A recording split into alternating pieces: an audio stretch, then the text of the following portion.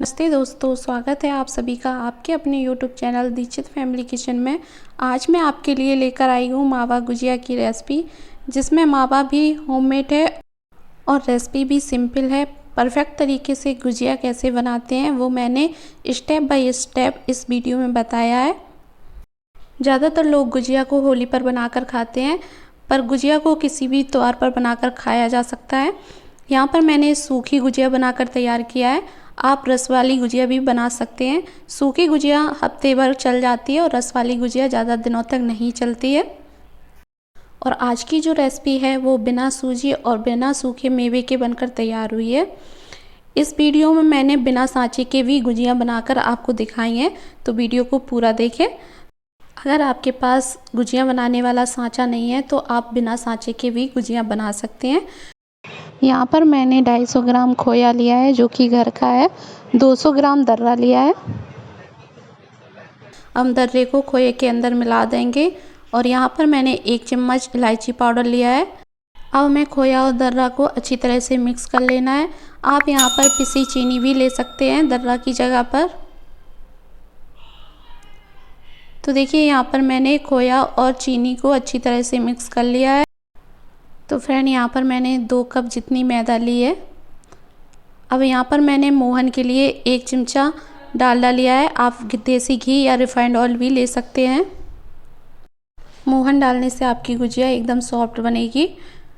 अब आपको कैसे चेक करना है कि आपका जो मोहन है वो एकदम परफेक्ट डला है कि नहीं, तो आपको इस तरह से थोड़ा सा मैदा हाथों में लेना है और लड्डू बनाकर देखना है। अगर आपका लड्डू बन जाता है तो आप समझ जाएं कि आपकी मैदे में एकदम परफेक्ट सा मोहन डला है। तो आप देख सकते हैं मेरा कितना अच्छा लड्डू बनकर तैयार हुआ है। तो मेरा जो मोहन है वो एकदम परफेक्ट डला है।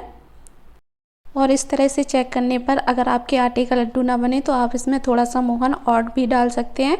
अब मैदे को मारेंगे तो हम थोड़ा थोड़ा पानी करके मैदे को मार लेंगे। आपको आटे का एकदम सॉफ्ट डो लगाकर तैयार करना है। अगर आप इसका टाइट डो लगाते हैं तो आपकी जो गुजिया हैं वो टाइट भी हो सकती हैं, इसलिए आप आटे का सॉफ्ट डो लगाकर तैयार करें।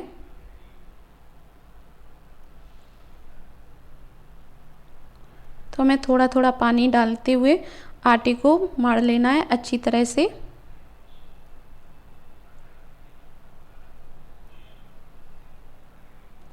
अब हमें हथेली के पीछे की साइड से आटे को इस तरह से गूंथेंगे।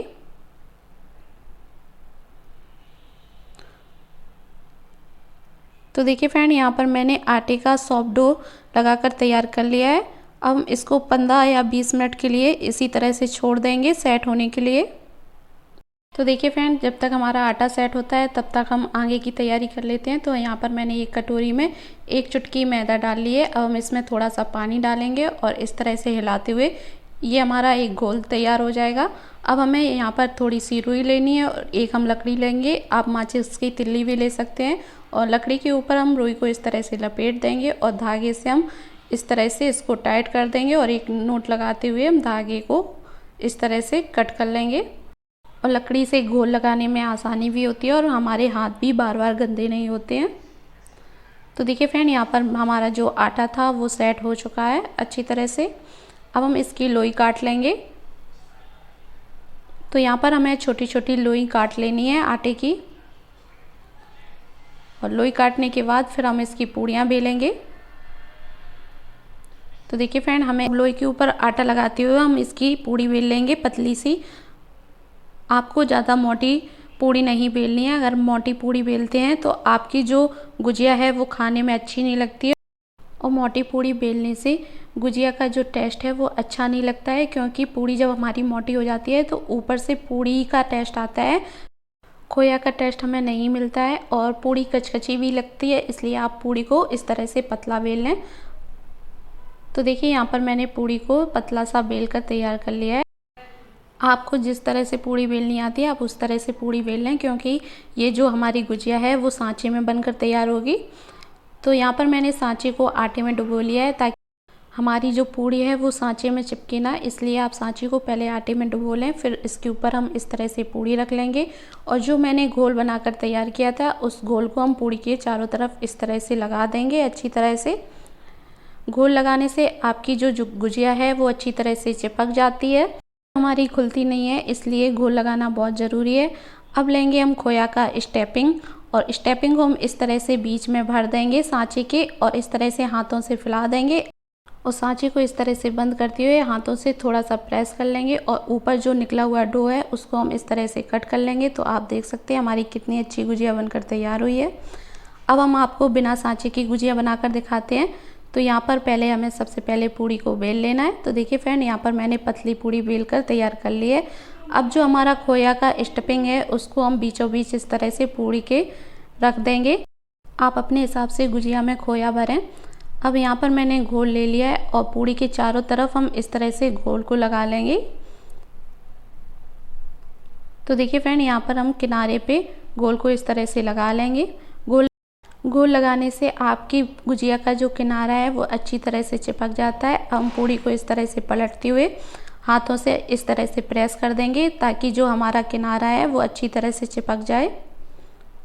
आपको अच्छी तरह से हाथों से प्रेस करना है। कहीं से आपकी अगर गुजिया खुली रह जाती है तो आपकी गुजिया जो है वो फट भी सकती है।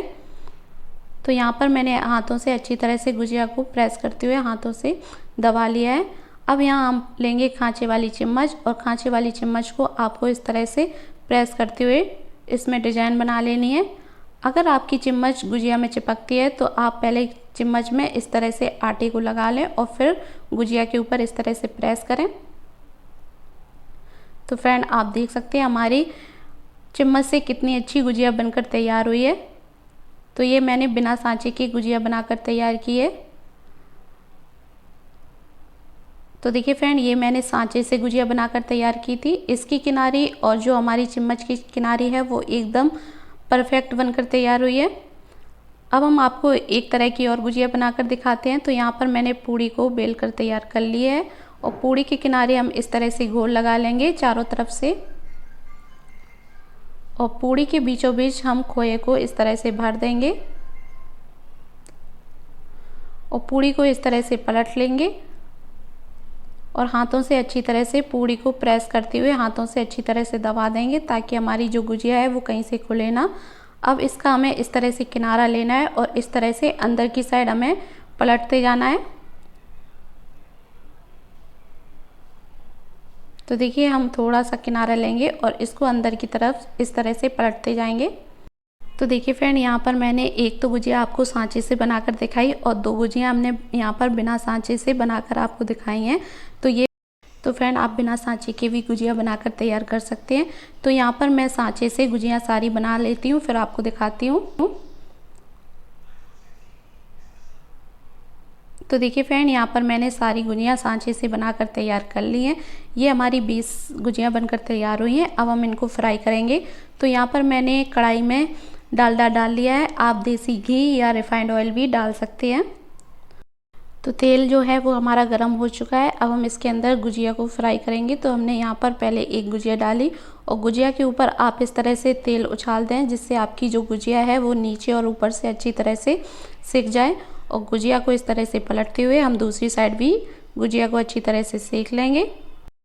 और फ्रेंड, इस तरह से आपको गुजिया को रेड रेड सेकना है। तो हमारी जो गुजिया है वो दोनों साइड से सिक गई है। हम गुजिया को एक प्लेट में निकाल लेंगे, और फिर से हम गुजिया को फ्राई करेंगे। तो यहाँ पर मैं 2-2 करके गुजिया सेक रही हूँ। आप अपने हिसाब से 2 या 4 गुजिया सेक सकते हैं एक बार में।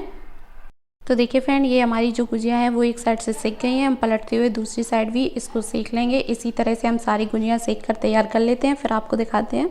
तो देखिए फ्रेंड, यहाँ पर मैंने सारी गुजिया सेक कर तैयार कर ली हैं। तो फ्रेंड, ये आज की रेसिपी आपको कैसी लगी हमें कमेंट में ज़रूर बताएं, और एक बार मेरे तरीके से इस रेसिपी को ज़रूर ट्राई करें। अगर फ्रेंड रेसिपी अच्छी लगी हो तो रेसिपी को लाइक कीजिए, दीक्षित फैमिली किचन को सब्सक्राइब कीजिए, ऑल बेल आइकन पर क्लिक करना बिल्कुल ना भूलिए।